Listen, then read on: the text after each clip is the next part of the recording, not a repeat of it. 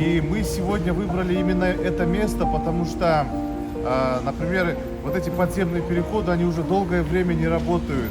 И как вы видите, вроде бы установили вот эти подъемники, но они по-прежнему не работают. То есть они все сделаны для галочки. И мы вообще говорим, что по Кыргызстану на сегодняшний день у нас существует огромное количество проблем. В Кыргызстане проживает более 200 тысяч людей с инвалидностью. И все они сталкиваются с повседневными сложностями и трудностями. В первую очередь это доступная среда, это трудоустройство, это вообще активный образ жизни, чтобы люди с инвалидностью могли свободно и комфортно чувствовать себя в нашей стране.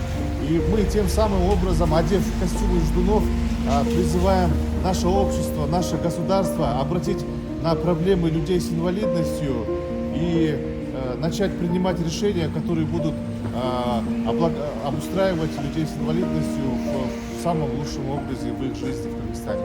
Оказывается, здесь должен был быть лифтер, который бы спускал бы и поднимал бы людей, но лифтер здесь не будет же целыми днями стоять. В других странах просто подъехал, кнопку нажал и спустился. А здесь вообще по-хорошему надо было не вот такой подъемник ставить, а надо было лифт делать, чтобы он более безопасным был. Да, есть такой лозунг «Ничего для нас без нас». И когда принимаются решения для людей с инвалидностью, необходимо экспертов приглашать, лидеров, активистов, которые дадут совет, как лучше сделать и как правильно сделать.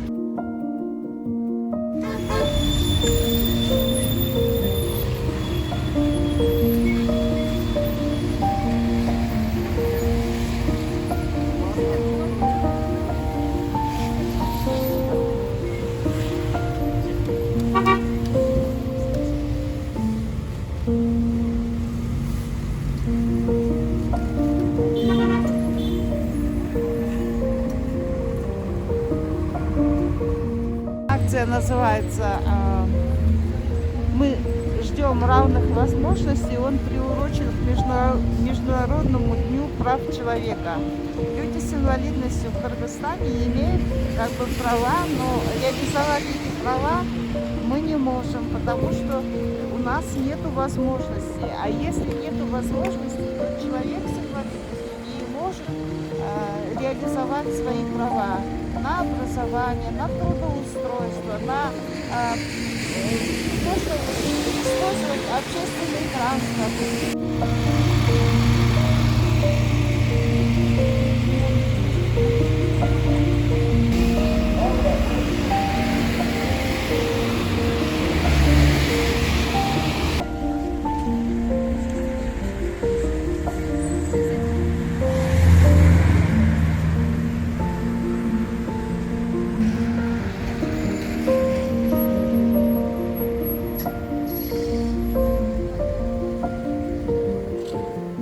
Не помещусь.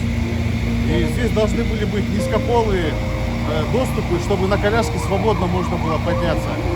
А у нас были закуплены вот такие автобусы, которые нарушают права людей с инвалидностью.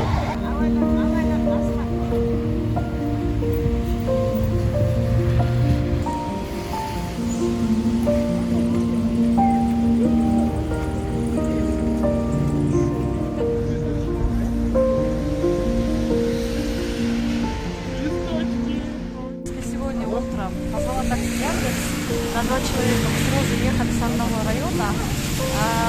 Он подъехал, он видел меня, что я не могу спуститься с пенсии. И он посмотрел на меня и уехал. Я ему звонила и не дозвонилась. Сейчас я думаю, около встречи посадить вообще будет.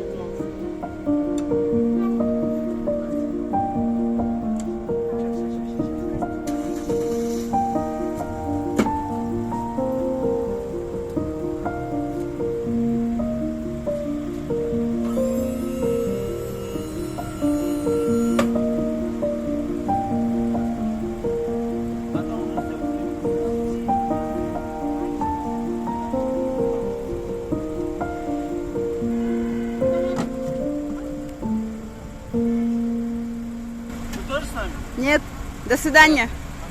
Все, пока.